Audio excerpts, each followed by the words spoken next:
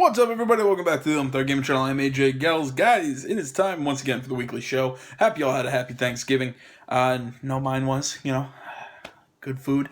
As you can see, back in my my home recording studio, not at my apartment. Heading back in a few days. So, still got to get this show done. Got to get this out to you guys. I understand it's going to be it's up a little late today. I'm sorry about that. Had some errands I had to run this morning. Had to pick up a new pair of glasses. All happy and whatnot. Now able to see even better. So maybe now I can actually read, unlike last week. But thank you guys for tuning in. Real quick, before I get into the news, I do want to give a shout out to Samori Rodin. Hope I pronounced that correctly. New subscriber here on the channel. Thank you so much for the sub. Now, I guess without further ado, there's not really much else I have to talk to you guys about. Other than that, I will be continuing with the same format that I've been doing, that I did last week. I actually liked it, so I'm going to keep doing it. This week, all my news is coming from IGN. There's not really a lot of stories to talk about this week. And if you're new to this show, basically what I do here is I gather news from around the place. I read news stories, and I do simple commentary. So that's about it. So here we go. First news story, titled GameStop CEO Seemingly Confirms Nintendo Switch Motion Controls, article by Joe Screbbles, once more on IGN. The article reads, a comment made on a GameStop investor relations call seems to have confirmed a so far unannounced feature for the upcoming Nintendo Switch console motion controls. While discussing how the console's features have the potential to expand the gaming audience in a similar way to the Nintendo Wii, the U.S. retailer's CEO Paul Raines said, and I quote, "A movement-related game is more fun for kids, taking those accessories off, the detachable Joy-Con pads. You can really do a lot of interesting things with that in gameplay." End quote. I'm not really in full agreement of this, but I've made my opinions on the Nintendo Switch clear. I just don't think that the marketing for this thing has been done right so far. I don't think this thing is going to do well with people like me who are not already Nintendo fans. I don't think they've done enough to really kind of sway a lot of us. I'm speaking for me. I don't know about other not big Nintendo fans. So again, I don't know. I'm worried about the Switch. I've said it. I've said it for weeks. I'm not going to go into it terribly much past this.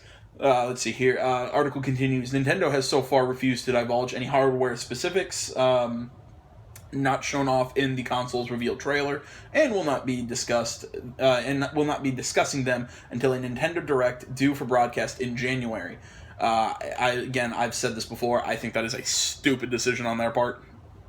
Not talking about the console until January when the actual thing comes out in March. Ridiculous decision on their part. Motion controls have, however, seemed a likely feature for Switch. Nintendo has included them on its last two home consoles. Wii U games that utilize them are seemingly coming to Switch, and patent documents suggest their inclusion in some form.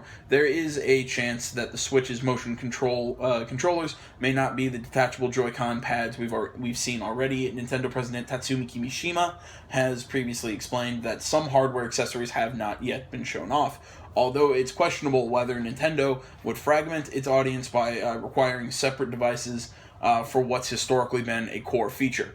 And again, something else I don't like. I don't like a game console that has to have 90 different attachments. No, I want the console and a controller and a cord to charge them. That's all I want. I don't want, here's a Wiimote, and now here's the Wii Zapper, and here's something for bow and arrows, and here's something for this and that. It's too much crap. Just give me the console and a controller. That's what I want. And again, I understand, it's not forward thinking, that's not advancing, but I still, again, I keep saying it, I think this thing is going to fail. And because everything I keep hearing about it, I just keep going, oh, it just seems like a bad idea. Either way, continuing on, GameStop appears to have a good feeling about the Switch in general. The investor call covers the fact that consumers' purchase intent, a survey indicating how many of those aware of the console also plan to buy one at launch, is currently sitting at 27%, a similar level to the Xbox One before its launch. GameStop also sees Nintendo players' historic preference of physical media over digital downloads, and the fact the console uses cartridges for physical playback as an encouraging sign for sales. Why? Last I checked, a cartridge cost more than optical disc. That doesn't make sense to me. I mean, it's sitting at 27%. The intent at 27% is similar to the Xbox One. That might be true, but I still think the Xbox One appealed to a broader audience than the Switch. I don't know. Let me see here. Continuing, Reigns also explained that he had used the console, calling it a very interesting device. I think it's really got tremendous potential as a game changer. We'll have to wait and see. Like everything else in this industry, the consumers will vote with their dollars, but I think it's got a lot of potential, end quote. Again, I think I don't know. I agree. I think it's got a lot of potential, but I question what is the potential. I just don't think they're going to do it. I don't think it's going to live up to said potential. It's kind of like the Wii. I think when that thing came out, I was thinking, oh, this is going to be really cool, and then it came out, and we're like, oh, yeah. So I don't know. I'm really nervous about this console. I think everybody's hyping it up, and I think this thing is going to fall flat. Alright, continuing on. Zelda Breath of the Wild retailer listing indicates June launch. Article by Alex Osborne. The article reads, The Legend of Zelda Breath of the Wild could launch this coming June if an online retailer listing is any indication. According to Target's online store, the Wii U version of Breath of the Wild will release on June 13th. The listing adds weight to the recent rumor that Zelda may not be a Nintendo Switch launch game, while a new Mario game might be instead. Earlier this year, however, the source code of several Nintendo of Europe websites indicated a March 4th, 2017 release date for the Breath of the Wild amiibo, suggesting the game would launch on that date as well. Nintendo has yet to announce a specific release date for Zelda Breath of the Wild, and never explicitly said the game would be a launch title for Nintendo Switch, only that it would release sometime in 2017. We've reached out to Nintendo for comment on Target's listing and will update this story when we receive a response. For more blah blah blah blah blah blah blah blah on IGN. Like I said, article by Alex Osborne. Short article. Again, I don't know. I don't really have much commentary other than the game looks gorgeous, but I have so little interest because it's a Zelda game, and I'm sure everybody will look at me and go, "What?" And I tried playing Zelda on I think N64. I couldn't do it. I don't know why. I just couldn't do it. Alright, let's keep going. Resident Evil 7 to support cross saves between PC and Xbox One. Article by Joe Scrubbles of IGN. Resident Evil 7 players will be able to transfer their save files. Will be able to transfer their saves between versions of the game bought on Xbox One and the PC Windows Store, raising questions as to whether the game will be part of Microsoft's Xbox Play Anywhere scheme. I don't think so, according to that, because as far as I've understood Xbox Play Anywhere is that you buy the game on one and then you get it for the other. From what this just said, for versions of the game bought on Xbox One and PC. So the way I'm reading it, maybe the way I'm interpreting it is incorrect, but I think that's saying if you buy it on Xbox One and on PC, you can cross-save. Because as I've understood Xbox Play Anywhere it's like cross-buy, cross-save, not just cross-save. So I'm not sure. If you understand, if you know more, you know what I mean. If you interpret it different than me, tell me in the comments. Continuing on, in an article about features present in each format of the game, Dengeki, God, son of a bitch, I'm trying to pronounce a Japanese word here. This is not my fault. Dengeki, Christ on crackers, motherfucker. Okay, I'm done.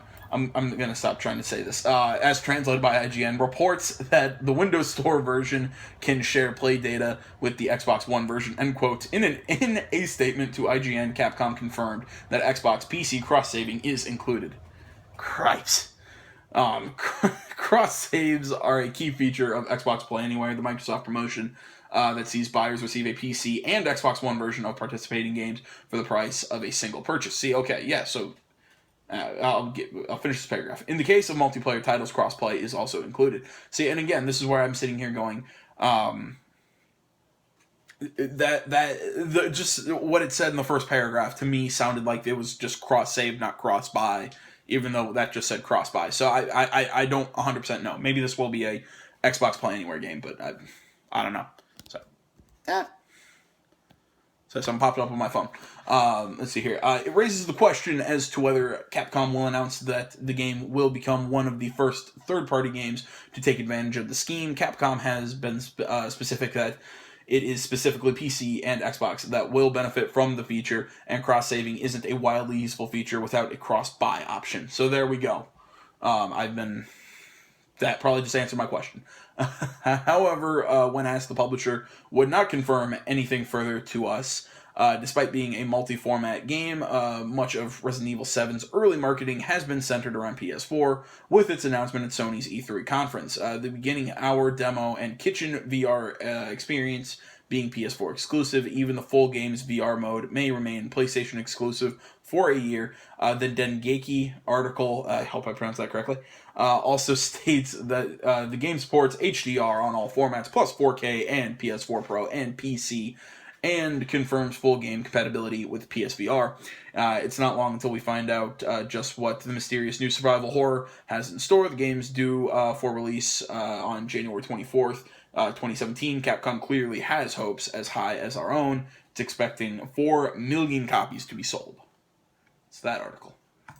Really don't have a lot of commentary on that. I'm just glad that we're getting a new Resident Evil, and it really does seem like this Resident Evil is going to continue on with what Resident Evil's been doing in the past. You know, it's going to continue what these games are about, which is real survival horror, and it's going to get away from what we saw Resident Evil 6 do and what Resident Evil 5 kind of did. I think Resident Evil 4 was like the last real Resident Evil game. I will say, although I do think those, I want to say Revelations games weren't too bad. Let's see here. Next article, Lego City Undercover coming to Nintendo Switch, PS4, Xbox One, and PC next year. Article by Alex Osborne. Lego City Undercover won't be a Wii U exclusive title for much longer, as TT Games' sandbox adventure is coming to Nintendo Switch, PS4, Xbox One, and PC next year. WB Games shared the news post on Twitter saying, "Join the chase. Lego City Undercover is looking for new recruits on PlayStation 4, Xbox One, yada yada yada, and Steam in spring 2017. Lego City Undercover puts the players in control of an undercover detective named Chase McCain, who must stop the criminal efforts of Rex Fury in Lego City, the game, which features a vast open city for players to explore, released exclusively for Wii U back in March of 2013. I actually might play this. Not gonna lie, that actually sounds kind of fun. I've always said this. I've had a huge kind of fight with the Lego series. You know, I liked the first Lego Star Wars, and then I think it all just kind of went downhill from there. It's like, oh, here's Lego Batman, and here's Lego other game, and here's Harry Potter and Jurassic Park, and I'm just sitting there going, okay, we can stop. It's just stop just putting Lego on everything and saying it's so great. And I'm like, no, it was fun once, and after that, I just got bored with them. I don't know. I know so many people love them. It's just not my thing. Okay, what else? Continuing on. Telltale's The Walking Dead: A New Frontier release date has finally been announced. Andrew Goldfarb of IGN. Telltale announced today that A New Frontier, the third season of its The Walking Dead series, will premiere worldwide on December 20th. That day, Episode 1 will be available for purchase digitally for $4.99 on PC, Xbox One, PS4, Xbox 360, PS3, iOS, and Android. That's a lot of stuff. A season pass containing containing access to all 5 episodes of the season as they released will cost $24.99 for players who prefer physical copies. On February 7th, 2017, Telltale will release a Season Pass disc containing the first episode and access to episodes 2 through 5. As they're released, the disc will be available for Xbox One and PS4 for $29.99 and is currently available for pre-order. Yeah, yeah, I not much to say about that. There's still another few paragraphs that I will read in a minute. But honestly, again, I've said this before. I like Telltale games. I'm really looking forward to this. Before this comes out, I'm probably going to play the first 2 seasons of The Walking Dead. Really, I like those, except I still want them to make it like a season 2 of The Wolf Among Us. I need to go and play Tales from the Borderlands. I've heard that is fantastic. I'm trying to think what else they've done. Their version of Batman was really good. I'm still playing that currently. Check out the Let's Play. I heard the Walking Dead Michonne is really good, like the 30-episode miniseries. And also that in here it talks about the 1-episode spinoff, the 400 Days. Also not really bad, or was not bad. So again, I'm very excited. I'm excited for this. Let's see here. A New Frontier once again stars returning favorite Clementine, as well as a new character named Javier, a young man determined to find the family taken from him. Telltale revealed the first details of the new season back at E3, followed by the first poster at Comic-Con and the official title at PAX. Fans will be able to get their first look at extended gameplay at the Game Awards next week. Oh wow, that's next week. Jesus Christ. This year's coming to an end really quick. Okay, and that's pretty much the end of the article. Again, really excited for it, and come back to the channel once that comes out, and I'll definitely be playing it. Let's see here. Ubisoft to stop charging for some kinds of DLC. Article by Alex Osborne. As Ubisoft seeks to extend the life of its games with continued support for 5 to 10 years after launch, the publisher will no longer charge for DLC that is inherent to the core experience. And I quote, "The key is if it's not adding something on top of the actual experience of the game, then it is no good, because you'll be asking for more money for the wrong reasons." Ubisoft VP of Live Operations, Anne Blondel Join, I'm sorry, some sort of French name, told GameIndustry.biz. And I quote, "Also, if the content is compulsory for the games, it's no good as well." She added, likening the situation to an amusement park where the entry fee grants you access to all the rides, but you have to pay extra for merchandise and food. Blondell, again, can't pronounce the second part of the name, pointed to Rainbow Six Siege as a good example of Ubisoft putting this approach into practice and ensuring that every player has access to all of the game's modes and maps. Meanwhile, the content that is available to purchase in Rainbow Six Siege is tied to character customization, and if players opt out of it, they will have the exact same experience of the other gamers. She said, "It is just an extra piece of revenue for us, which comes from gamers being happy. If gamers were not happy, we would not ask for the extra money." I'm just going to finish up this article, then do my commentary on this. As for why the publisher is taking this approach, Blondell said, "This new way of doing things is because it is Ubisoft's responsibility to deliver games with the best quality possible," unquote. This isn't the only major change we're seeing from Ubisoft going forward, as the publisher is reportedly moving away from heavily scripted games in favor of each title being its own anecdote factory. God, no. I'll get into that in a second, but this idea of not charging for like modes and maps, hopefully that'll go for maybe expansions. I like that idea.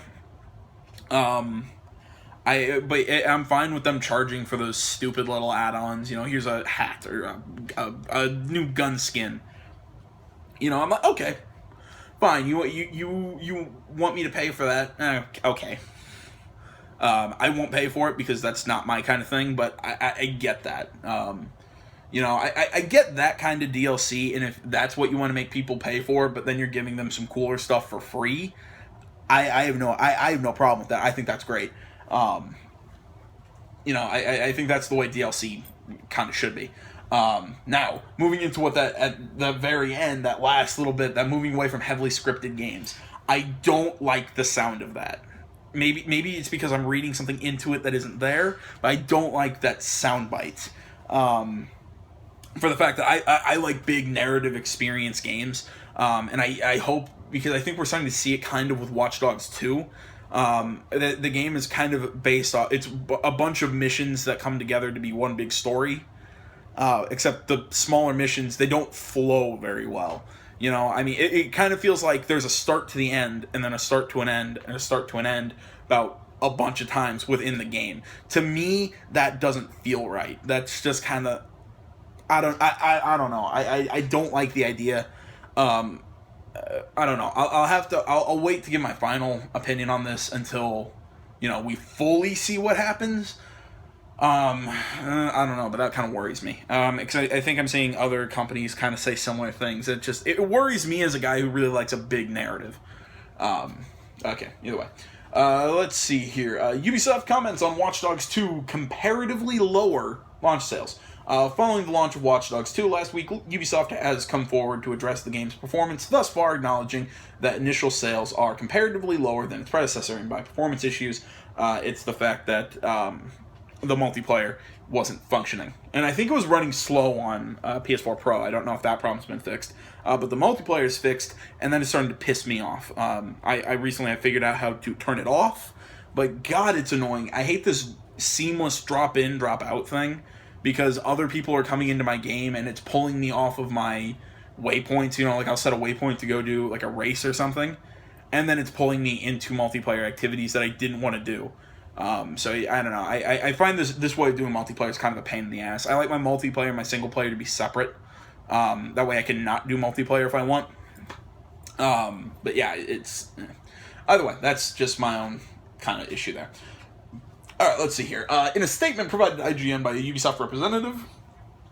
Sorry, I had a bunch of pancakes this morning.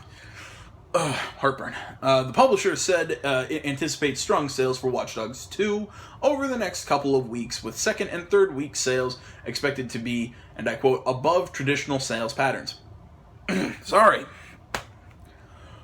Oh, I love pancakes, man, but those are good pancakes too. Alright, let's continue. Ubisoft's full statement to IGN follows, and I quote, "We're incredibly happy with critics and players' very positive reception of Watch Dogs 2, which should bolster support for the long-term success of the game. It is true that first day and first week sales for a number of big games, including Watch Dogs 2 and titles from our competitors, are comparatively lower than previous versions in previous years. However, we expect both Week 2 and Week 3 sales to be above traditional sales patterns. There is a trend toward games, especially high-quality games, having stronger and longer tails. As favorable reviews and word of mouth spread, Watch Dogs 2 is already considered a tremendous addition to the open-world action-adventure series, and we're confident that millions of players are going to love it. The original Watch Dogs was a massive blah blah blah. Was a massive success. What? Yet that game is considered okay.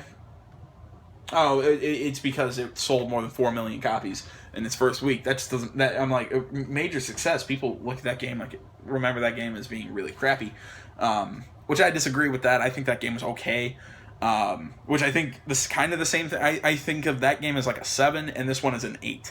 This one is better, but it still has its problems, in my opinion. Again, it's just with this game, it's just I don't like the structure of the story. The shooting is really kind of loose. I'm not a big fan of it. But the hacking is fun.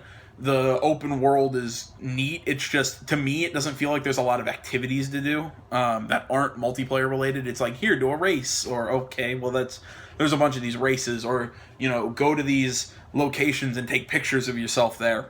Okay. The only one that I really kind of enjoy, it's like this driver SF thing where it's like, it's kind of like Lyft, but you go to these people and, it's like, oh yeah, well, we're going to do a bunch of jumps, or we're going to race, or we're going to do this, and, it's kind of fun. So, I don't know. I think it's kind of a weird, I don't know. Like I said, I think it's an improvement on the original Watch Dogs, but this game, I think, is still kind of coming below some of the hype. Okay, there we go. Continuing on. Conan Exiles gameplay trailer dates early access release. Conan Exiles being the upcoming Conan game. I don't really know much else. It's so weird because I say, from what I've seen of this game, it looks like, and from this announced trailer, it looks like if we took Skyrim, mixed it with Minecraft, and had it be online. It's just, I'm not a huge fan of it if it is kind of like online, because it kind of looks like Rust mixed. I think that's a better comparison. I think it's Rust mixed with Elder Scrolls, which, not a big fan of that. If it was more Elder Scrolls and that I can play it by myself, okay, I'm more okay with that. But I don't know. I just don't want to play with other people. I don't like them. All right, okay, here's the actual article. Article also by Brandon Tyrell. Conan Exiles, the upcoming open-world survival game from Norway-based Funcom, will launch in early access on PC and Xbox One in early 2017. The fantasy survival game will hit PC first on January 31st, followed by an Xbox One version in spring 2017 as part of the Xbox Game Preview program. The early access release dates were revealed in the brand new gameplay trailer below, which showcases new elements of the gameplay. If you want to go find that video that they said below, there will be a link to this article in the description along with the timestamp. The new footage highlights the scavenging, fighting, and building that the developer has already revealed, but the welcome new look at monsters and... Sorry, something popped up again. New look at monsters and mythical powers players will interact with are the real highlight of the trailer. According to the developer, players will be able to, and I quote, sacrifice the beating hearts of your enemies on the blood-soiled altars of your deity to summon the colossal avatar of your god, and see them lay waste to your enemies and their homes, end quote. One would assume that awesome-looking metal colossus punching a gigantic serpent at the end of the trailer is a depiction of that. It's exactly what it sounds like. Funcom has promised a number of apparently barbarous elements that might separate Conan Exiles from other multiplayer survival games. Like enslaving bandits to do your bidding and plundering unique ruins of long-dead civilizations for secrets. Additionally, the game will be both single and multiplayer and feature public and private servers. Conan Exiles isn't the first outing in the universe of Funcom, which previously did the now free-to-play massive multiplayer Age of Conan. Oh, really? That's now free-to-play? Huh. I dabbled with that. It's not bad. Right there. That just kind of sold this game for me, that it will have single-player. At least I hope it's good single player. All right, moving into the last set of articles, into a game that I have not talked enough, that I've probably talked a lot about recently, and I'm going to talk about some more because I love this franchise. Mass Effect Andromeda won't feature every species from the original trilogy. Article by Alex Osborne. The article reads, BioWare has confirmed that not every species players encountered in the original Mass Effect trilogy will be featured in Mass Effect Andromeda. Speaking with Game Informer creative director Mac Walters, words, explained that while not every alien race from the Milky Way galaxy that was established in the first 3 games will be making it to Andromeda, the studio isn't ruling out the possibility of them appearing in future installments. Okay, and see, that just defeats what I was talking about last week, where they were saying this. It might not be. It's probably not. It might not be a trilogy. Well, that just showed that he said future installments. Come on, pick your narrative. And I quote: "We've designed the IP in such a way that they can all show up." And Walter said, "For hopefully obvious reasons, they're not all going to show up in the first game." Okay, that makes sense. If you didn't understand that, because that might sound a little confusing. It's basically set up because from how I understand this game is being done, it's kind of like these ships are being set off from the humans, the Turians, the Asari, and the Solarians. All these ships, there will be a team of people in each one, yada, yada, yada. So, they'll be the new people in this new galaxy filled with new aliens. Give me a second.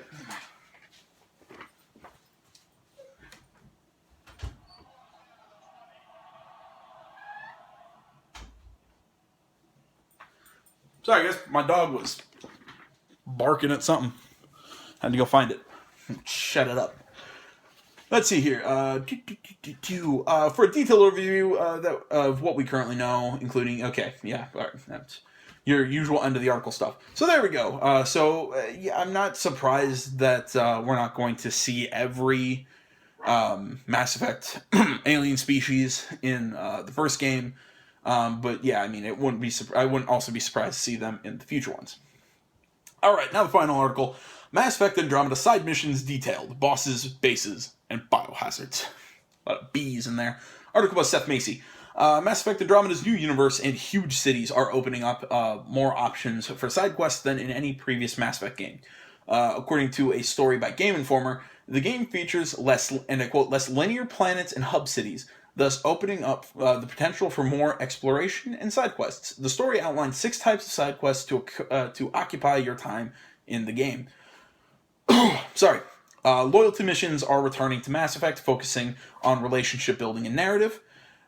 Missions, and I quote, allow you to learn more about the allies around you and are not required to progress the story, but are instead designed to help players get a deep or as cursory an understanding of the motivations and personalities of the supporting characters.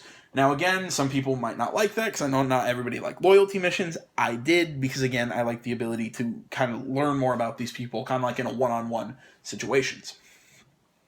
See here, biohazard obstacles on Andromeda's vast planets means traveling in the Nomad is a requirement in many areas, BioWare told Game Informer. It put a big focus on, one, ensuring that the Nomad handles better for side quests in which it's required. Thank God, I hated the Mako.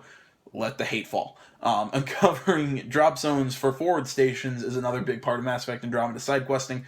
Finding them will reveal all of the points of interest on the map, as well as allow players to, and I quote, establish a fast travel point and change up loadouts. Okay. So it's kind of like Ubisoft games, like the bell towers, vantage points, viewpoints, whatever. Different planets have different enemy bases, and destroying them is all part of the universe. There are also entirely optional but highly rewarding, and I quote, epic boss fights. Planets have their own super bosses, large enough to be spotted from a distance, with rewards making the effort worthwhile. That could be interesting. Scanning is also an important, but again, optional way to spend time in the Mass Effect Andromeda universe. And that's the end of that article. Very excited for this game. Again, I keep saying it. I cannot wait for another Mass Effect. Just, you know what I mean. Just another Mass Effect game. So guys, thank you so much for watching this show. Again, this comes out every Saturday, noon Eastern, 9 a.m. Pacific. If you're liking this new format, please tell me in the comments. If you are liking anything, please tell me in the comments. And also remember, if the mood strikes you, to like and subscribe to the channel if you're not already. Other than that, you can find me on Facebook, Twitter, and my website. That's all down in the description below. And guys, until next week, thank you so much for watching. I'm AJ Gels. This is the Gaming Channel. Almost forgot to say that. I'm out.